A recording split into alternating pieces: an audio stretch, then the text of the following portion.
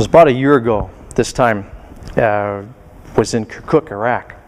And thinking of unity today, one instance came to mind. One of the very first things that I was tasked with when I got there was overseeing the cleanup of a cemetery that had been closed to the public for about 30, 40 years. And this was a big deal. I mean, it was off limits. And so we were going to clean it up and do a little bit of renovation and get it to a place where the public could come back in and visit the graves of their ancestors, of their families, and use the cemetery. It had been closed to use. Well, one of the things that happened as I was in there was, you're in a new place, different part of the world, and you're a little bit discombobulated. I had these. I would bring my Bible with me because I'm an officer. We were overseeing. Really, my job wasn't to work so much as it was just to liaise between the Iraqis and the U.S. forces, the coalition forces. And so there was some downtime as things were happening, and so I would bring my Bible and study. And in my Bible there were some prayer beads. And one of the Iraqis came up about the second day that I was there, and he pointed to the beads that were hanging out of the Bible, and he said in very good English, he said, "For praying." And I said, "Yes." And he did this and he went away. The next day he came back, hanging out of his pocket were some beads. And he showed me and he said, "For prayer." I get this. And so we, over the course of the next week, we sat down from time to time and would talk. And he would look at my Bible and he would say, "Your holy word." I mean, not mine, but meaning it is my holy book. And I would say, "Yes." And he would say, "I have one too."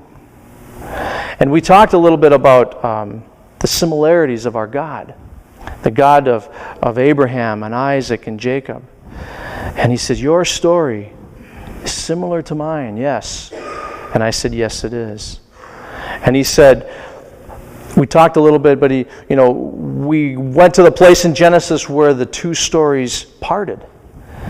And we acknowledged that. But it was really interesting to be in this place where there's war and violence and all of the ugly things that humanity can do to each other, and yet be talking about this idea of unity. And it was really difficult for me after that to look at Islam as something that was wholly bad, because I've been enculturated a little bit, and I'm a product of my culture, and I fear those things that can hurt me. And frankly, when I think of Islam, I think of terrorists, and I think of the safety of my family. I think of my own safety. Yet this man forced me to open a new chapter there. I couldn't help but think of that as Jesus is praying in the Gospel of John. He's praying for unity. And we've talked for years with confirmation students about the mystery of the Trinity. And I've tried to explain it. Not that I can explain the mystery of the Trinity, but that this is a mystery, something that I can't explain. I don't understand it. But Jesus clearly prays very eloquently in the Gospel of John. And he prays in a way that makes us believe that he and the Father and the Spirit truly are one. That one doesn't exist without the other. And the unity that he has in that prayer is something that I find truly amazing. And I wonder how it is that we can get that for ourselves. How can we go about and foster the unity that Jesus prays for us? How can we get that in our lives?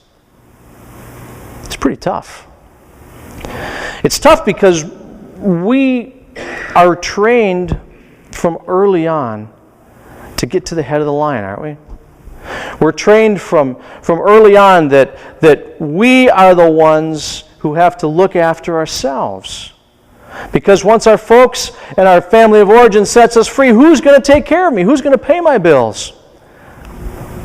Who's going to get me to the doctor if I'm sick? Who's going to fill my cupboards with food? We are trained to think first and foremost of our needs. The interesting thing about this here is that Jesus is doing exactly the opposite.